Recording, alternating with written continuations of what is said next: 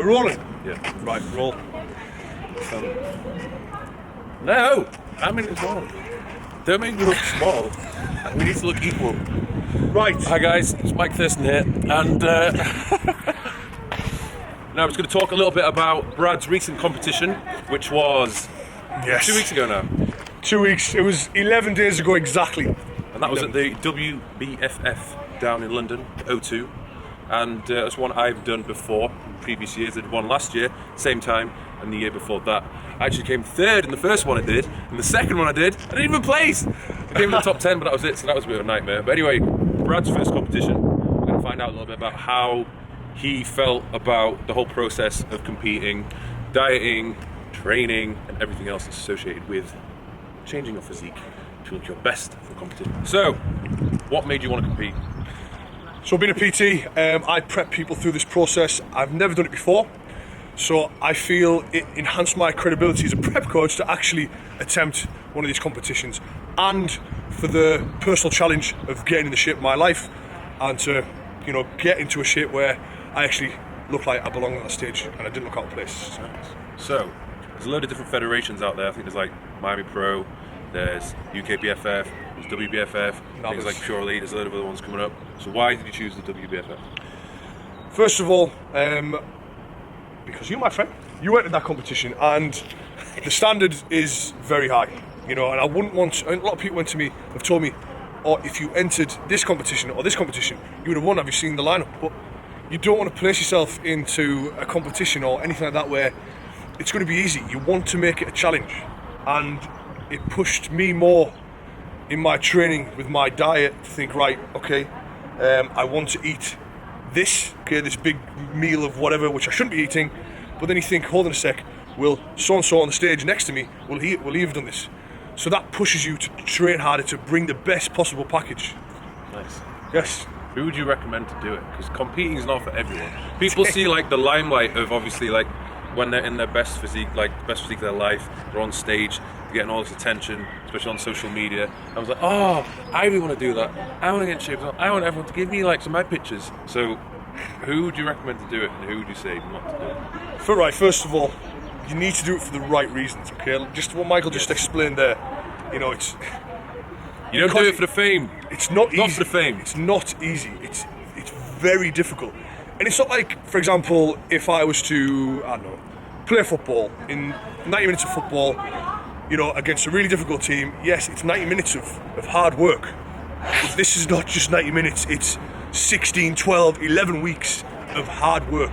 And it affects your life on a daily basis. It affected my personal life. I became a different person. You know, people are used to seeing this bubbly, lively person.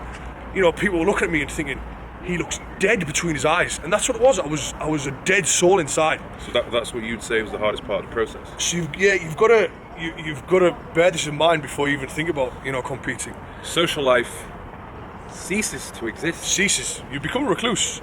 And you want to be on your own. You can't go out, well, some people can, but if you go out and party, you're in an environment where you're surrounded by alcohol and drugs and people, you know, you're staying out late and, you know, you're not getting your sleep, you're not eating what you should be eating, and it basically messes with your whole mentality. And so obviously physically as well, it's going to be counterproductive for your gains, for your hard work.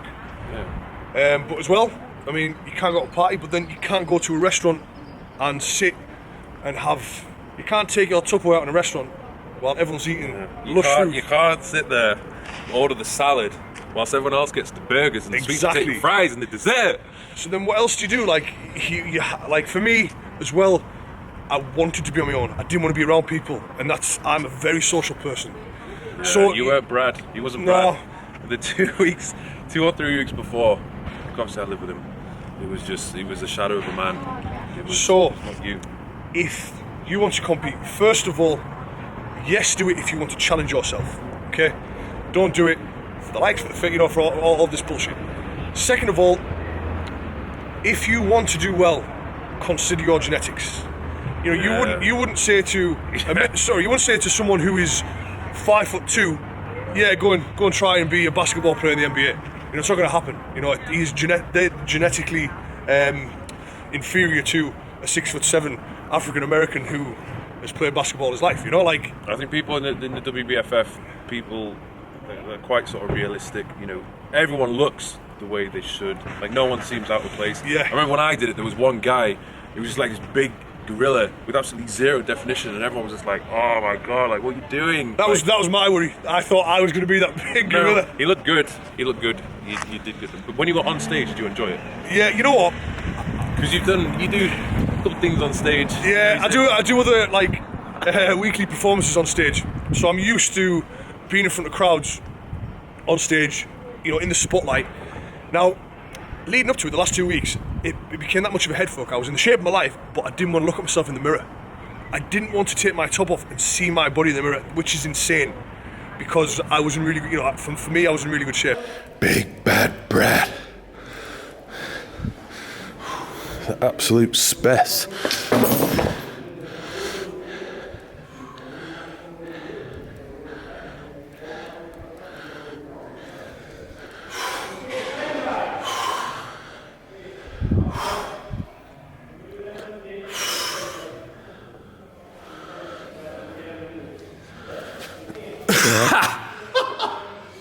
How you feeling, kid? Feel alright today. 1 week out, tomorrow's your comp. I feel like fucking shite recently. So the diet. Diet, training, the posing, which I haven't done. Until 1 week to learn how to pose. It's easy. Brad's a natural on stage. But you know what? On the day when all the hard work was done, it was just a time to enjoy. You know, like I worked so hard throughout that time period. You know, you embrace the moment. Give us a little highlight of what you did. You have to get your top off. He doesn't want to get his top. He's not taking his top off now. I don't want to either. I went on holiday and I've kind of smoothed myself over. But give us a little preview with T-shirt. What was your routine? Oh, right. So you do the T-walk. You walk on. You do your first set of poses. Then you go to the right, do another set of poses, and then you walk to the left and do the others. I mean, because this is the thing. trying to mix it up, you know, as well. Like, because there's no set routine with the WBFF, so you have to not improvise on the spot, but you can come up with your own routine that kind of you're comfortable with and shows off your strong points. And it's because it's the world beauty, fitness, fashion. So it's got to be like it's more fashiony and modelly. Yeah. So you've got to it's really weird. And as well, I wasn't comfortable when I did it. I felt awkward. But you look. Well, I would enjoy it. You know, like I was there. You get what, 30 seconds to showcase. 30 seconds for 12 weeks work.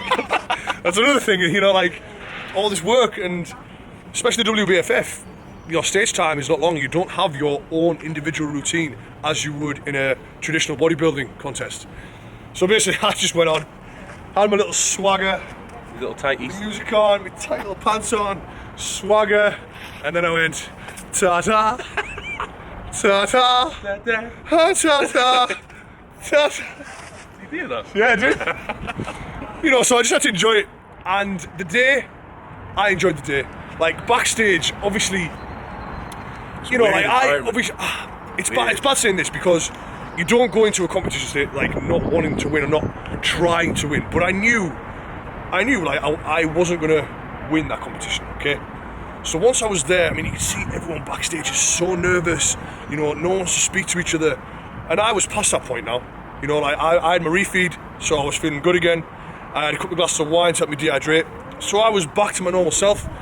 And everyone was just so nervous or so quiet, and I was just trying to, you know, basically raise the morale in the camp. Everyone thought I was an alien, I think. But you know what? I enjoyed people it. take it so seriously. They Yeah. take it so seriously. Like I was seeing people like they're walking around with the music on, like psyching themselves up. It's like, yeah, what hit the me. hell, man? You've got to enjoy it at that point. So I think the ultimate question: would you do it again? Never. No, like never say never. Okay. The only reason I would do this again is because I know, and it's a challenge for myself, that I could bring a better physique. Yeah, I think the best thing is- is you can. It's one of the biggest goals you can have in terms of your training. You know, you can train for a photo shoot or a holiday or just little, whatever it might be. But knowing that you're going to be on stage is the biggest, one of the 100%. biggest goals you can have. And I've not trained as hard as I've trained hard, but that whole lead up and the prep has never been the same compared to last year or the year before in the competition. It's right, because go on holiday, you can mess around. You can go on holiday looking lean, but you are going to showcase your physique against 10, 20, 30 other competitors which have been graphing their tits off, and you are trying to beat them.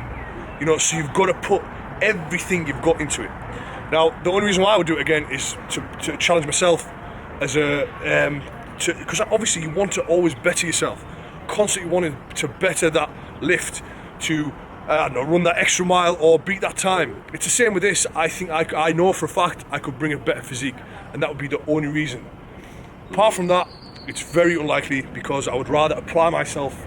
If I'm going to put that much into something, apply it to something else, a competition where I feel, like sporting competition for example, where I feel I would have more outcome on the result. So I'm in a K1, MMA, that could be the next thing. Keep an eye out. Pull my hamstring. Quick. So yeah guys, any questions, this is Michael's page, ask away, and I'm sure I can infiltrate. Make sure and you answer check us out on questions. Snapchat at Brad Taz. What's your Instagram? Brad_Tarren, Instagram.com.co.uk /oi. Soon. Peace.